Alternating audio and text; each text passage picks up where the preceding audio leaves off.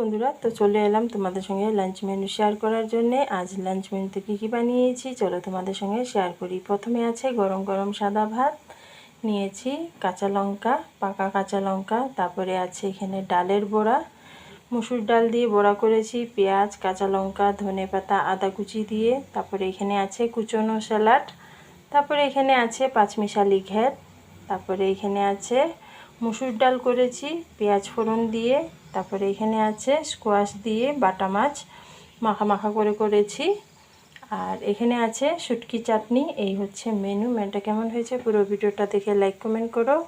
আর বন্ধুরা, আমি ঠিক মতন ভিডিও আপলোড করতে পারছি না, তো আমার ছেলের সিলেকশন শুরু হয়ে যাবে এই 8 তারিখ থেকে, তাই একটু ব্যস্ত, মোবাইলটাও ওর কাছেই থাকে, তাই সময় মতন কারোর পরিবারে যেতে পারছি না, তোমরা কিছু মনে করবে না।